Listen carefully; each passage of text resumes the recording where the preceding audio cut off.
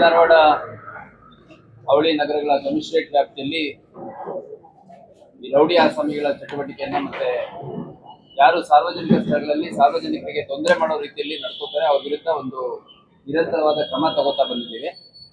ಅದರಲ್ಲಿ ಮುಖ್ಯವಾಗಿ rowdy sheeters parade ಮಾಡುವಂಥದ್ದು, ಅವ್ರ ರೌಡಿ ಶೀಟ್ ಅಪ್ಡೇಟ್ ಮಾಡ್ಕೊಳ್ಳುವಂಥದ್ದು, ಆಮೇಲೆ ಅವರ ಮೇಲೆ ಮುಂಜಾಗ್ರತಾ ಕ್ರಮವಾಗಿ ನಾವು ಪ್ರಿವೆಂಟಿವ್ ಕೇಸಸ್ ಅನ್ನು ಬುಕ್ ಮಾಡುವಂಥದ್ದು ರೆಗ್ಯುಲರ್ ಆಗಿ ಮಾಡ್ತಾ ಬಂದಿದ್ವಿ. ಅದ್ರ ಜೊತೆಗೆ ಈ ಹಿಂದೆ ಒಟ್ಟು 52 ಜನ ರೌಡಿ ಶೀಟರ್ಸ್ ಮತ್ತೆ NDPS ಡ್ರಗ್ಸ್ ಅದರಲ್ಲಿ ಯಾರು ಆರೋಪಿಗಳಿದ್ದಾರೆ ಅವ್ರ ಮೇಲೆ ಒಟ್ಟು 52 ಜನರ ಮೇಲೆ ಇದೇ ವರ್ಷ ಜನವರಿ ತಿಂಗಳಲ್ಲಿ ನಾವು ಗಡೀಪಾರ್ ಆದೇಶವನ್ನು ಮಾಡಿದ್ವಿ.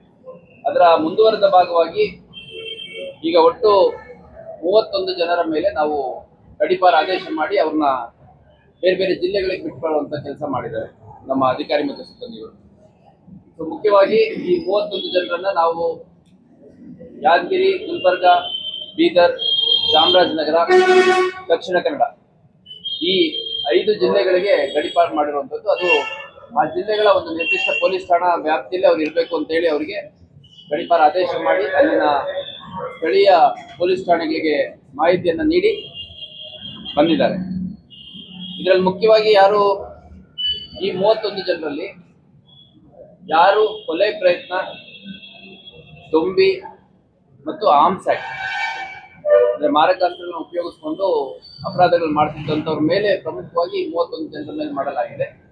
ಇನ್ನೂ ಕೆಲವಷ್ಟು ಜನದ ಒಂದು ಗಡೀಪಾರ್ ಆದೇಶ ನಮ್ಮ ಹತ್ರ ಸಿದ್ಧ ಇದ್ರು, ಅವರು ಸದ್ಯಕ್ಕೆ ಇಲ್ಲಿ ನಾಪತ್ತೆ ಆಗಿದ್ದಾರೆ, ಅಬ್ಸ್ಕಾಂಡ್ ಆಗಿದ್ದಾರೆ ಅನ್ನೋ ಕಾರಣಕ್ಕೆ ಅವ್ರ ಮೇಲೆ ಜಾರಿ ಮಾಡಿಲ್ಲ. ಇದು ಮೊದಲನೇ ಹಂತ 52 ಜನರ ಮೇಲೆ ಮಾಡಿದ್ವಿ. ಈಗ 31 ಜನರ ಮೇಲೆ ಒಟ್ಟು ಈ